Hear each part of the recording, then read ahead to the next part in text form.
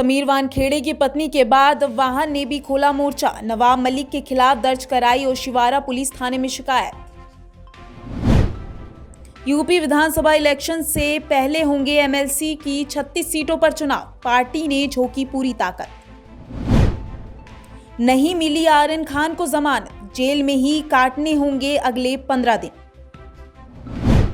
प्रयागराज में लगातार फैल रहा है डेंगू का डंक। हल्का बुखार होने पर भी घबरा रहे हैं लोग। सुप्रीम कोर्ट ने लगाई बॉम्बे हाई कोर्ट के आदेश पर रोक। अब जल्द ही जारी होगा नीट यूजी का परिणाम।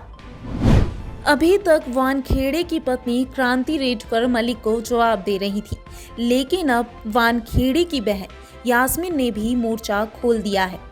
वहीं यास्मीन ने ओशिवारा थाने में नवाब मलिक के खिलाफ शिकायत दर्ज कराई है। आपको बता दें कि महाराष्ट्र के मंत्री और एनसीपी नेता नवाब मलिक और मुंबई एनसीबी के जोनल डायरेक्टर समीर वानखेड़े के बीच क्रूज ड्रग्स केस को लेकर तनातनी जारी है। नवाब मलिक की ओर से वानखेड़े पर कई आरोप लगाए गए हैं। अभी तक मलिक के इन आरोपों पर वानखेड़े की पत्नी क्रांति रेडकर हमलावर थी, लेकिन अब उनकी बहन यास्मीन वानखेड़े ने भी मलिक के खिलाफ मोर्चा खोल दिया है।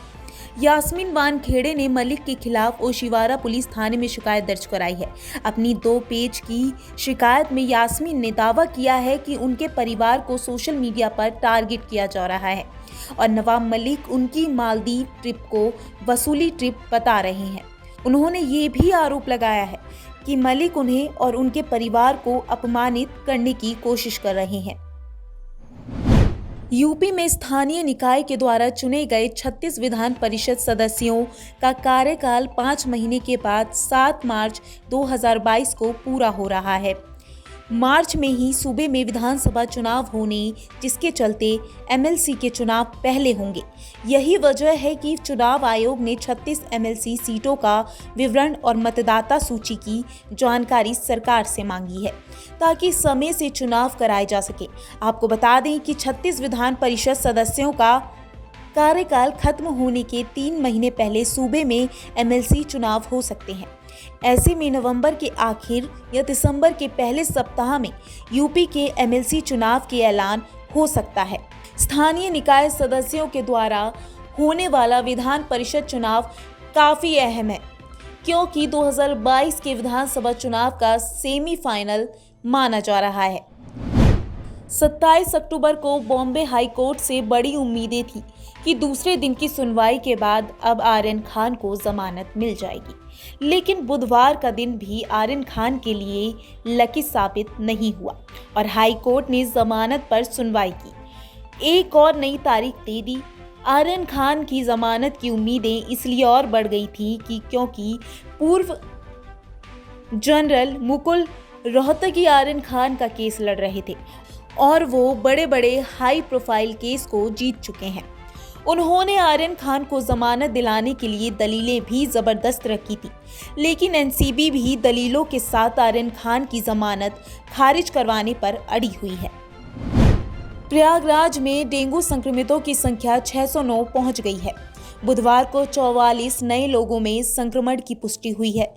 एलाइजा जांच कराने वाले की संख्या जहां अप्रत्याशित रूप से बढ़ी है, वहीं पॉजिटिव मरीजों के इलाज के लिए प्लेटलेट्स की मारामारी मची हुई है। यह लगातार तीसरा दिन है जब जिले में डेंगू के नए मरीजों की संख्या 40 के पार गई है। इससे बुखार पीड़ितों में डेंगू का खौफ बढ़ गया है। वहीं बुधवार को जिन लोगों में डेंगू संक्रमण की पुष्टि हुई है, उनमें सभी नगर निगम सीमा क्षेत्र के रहने वाले हैं। डीएम की सख्ती के बाद नगर निगम स्वास्थ्य विभाग ने एंटी लार्वा छिड़काव में तेजी दिखाई है। इसके बावजूद संक्रमितों की संख्या बढ़ते क्रम में है। जिला मलेरिया अधिकारी डॉक्टर आनंद सिंह के मुताबिक एसआरएन, बेली अस्पतालों सहित निजी चिकित्सालयों में डेंगू के 20 पुष्टि मरीज भर्ती हुए हैं। मलेरिया विभाग के मुताबिक बुधवार को शहर के सीमावर्ती फाफामऊ में एक, झूंसी में 2 तथा पीएससी कॉलोनी नैनी में एक व्यक्ति की एलाइजा रिपोर्ट पॉजिटिव आई है। नया कटरा, धूमनगंज के भोला का पुरवा, गोविंदपुर, तेलियरगंज तथा नया पुरवा में डेंगू के 2 संक्रमित चिन्हित हुए हैं। वहीं Purana Katra, Darbhanga Colony, Civil Lines, Rajapur, Cooper Road, George Town के Malviya Road, Kareli, Om Gayatri Nagar, Tularam Bagh, Pritam Nagar, North Malaka, Minto Road, Chauka, Sulem सराय, बड़ी बगिया और मुठ्ठीगंज में एक एक व्यक्ति में डेंगू संक्रमण की पुष्टि हुई है। सर्वोच्च न्यायालय ने हाल ही में बॉम्बे उच्च न्यायालय के आदेश पर रोक लगाकर राष्ट्रीय परीक्षण एजेंसी के लिए नीट यूजी परिणाम घोषित करने का रास्ता साफ कर दिया है।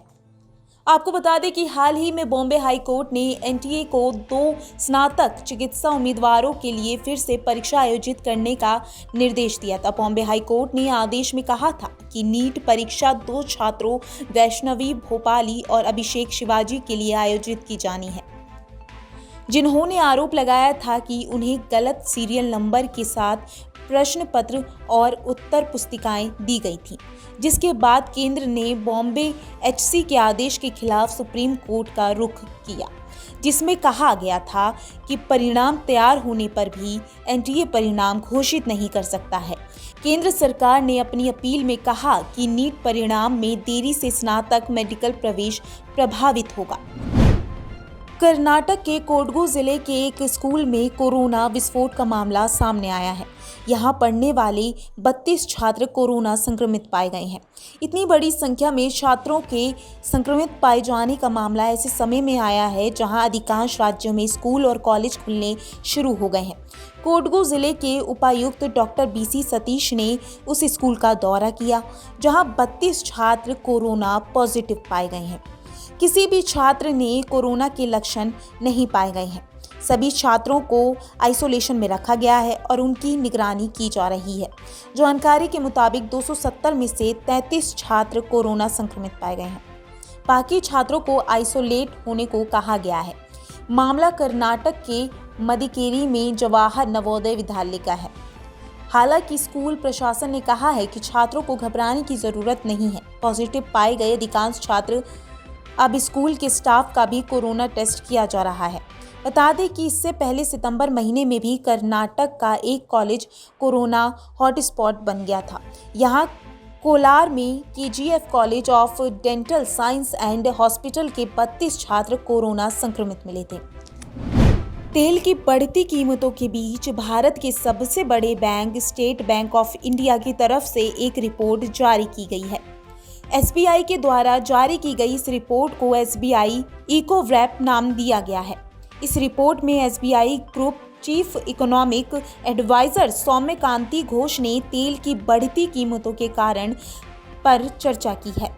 इसके अलावा इस रिपोर्ट में कुछ अन्य पहलुओं पर भी ध्यान दिया गया है। आइए जानते हैं एसबीआई द्वारा जारी इस रिपोर्ट के बारे में। State Bank of India group chief economic adviser Soumya Kanti Ghosh के मुताबिक वैश्विक आपूर्ति की कमी और दुनिया में बढ़ती मांग के चलते तेल की कीमतों में उछाल देखने को मिला है। इस तरह के हालात साल 2010 में भी देखे गए थे, जब क्रूड ऑयल की कीमतें $100 से भी ऊपर चली गई थीं। हालांकि 2014 के अंत तक भारत में तेल की कीमतों में गिरावट देखने को मिली थी। हालांकि कच्चे तेल की बढ़ती कीमतों और कोविड-19 के कारण सप्लाई चेन में रुकावट आने के कारण एक बार फिर से तेल की कीमतें तेजी से बढ़ रही हैं। इसके अलावा इस रिपोर्ट में सितंबर 2021 में उच्च व्यापार घाटे का उल्लेख किया गया है, लेकिन रिपोर्ट में यह भी कहा गया है कि यह आंकड़ा सीजनल है और इस दौरान इंपोर्ट और एक्सपोर्ट में वृद्धि देखी गई है। जारी रिपोर्ट के मुताबिक जिस हिसाब से एक्सपोर्ट में तेजी देखी जा रही है, जल्द ही यह $400 बिलियन का आंकड़ा छू सकता है। त्योहारी सीजन में जहां एक तरफ कई राज्यों में सख्ती बढ़ाई जा रही है, तो वहीं दूसरी तरफ देश भर में कोरोना के नए मामले की चिंता बढ़ रही है। केरल में बुधवार को 9,445 नए कोविड मामले सामने आए और 93 लोगों की मौत हो गई। 6,723 रिकवरी दर्ज की गई है।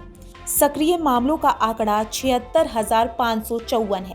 पिछले 24 घंटों में देश भर में कोरोना के 13,451 नए मामले सामने आए हैं। वहीं मंगलवार को 585 लोगों की मौत हो गई है। हालांकि बीते 24 घंटे में 14,021 लोग स्वस्थ भी हुए हैं।